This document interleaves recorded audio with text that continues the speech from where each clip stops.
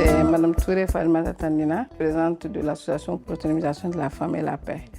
On a eu à participer à plusieurs focus group. À l'issue des rencontres, on a réfléchi à une situation parce que, suite à la crise, la majorité des écoles étaient fermées. Tous ces jeunes qui étaient là, c'est des jeunes qui étaient laissés à eux-mêmes.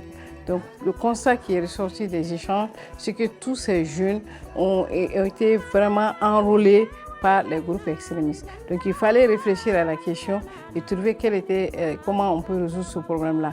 Donc, on a décidé d'organiser un concours entre eux sur cette thématique, la prévention contre l'extrémisme violent en milieu scolaire.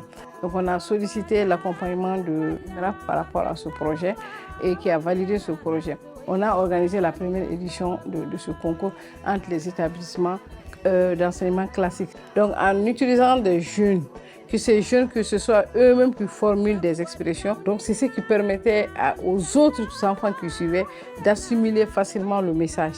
Parce qu'on s'est dit que si c'est des messages qui passaient par des adultes, le feedback ne serait pas vraiment communicatif. Donc, ce concours a vraiment eu un grand succès. Parce que le jour où on a organisé ce concours, si je me rappelle bien, dans la semaine, il y avait eu des violences à Tombouctou. Ni arabes, ni jeunes noirs, chacun était calfeutré chez lui. Les gens avaient peur de sortir. Donc ça a permis aux gens vraiment de faire chuter la tension qui existait. Le lycée était rempli d'enfants. Que ce soit arabe, soirée, tout le monde y était.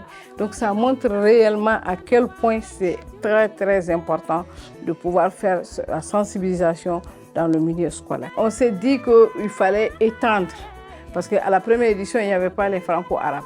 Et les franco-arabes, c'est quand même un milieu aussi où on peut facilement endoctriner. Donc on a dit qu'il fallait les associer à la deuxième édition pour que ceux-ci aussi puissent entendre, comprendre ce que l'extrémisme violent veut dire et les conséquences que ça pouvait entraîner.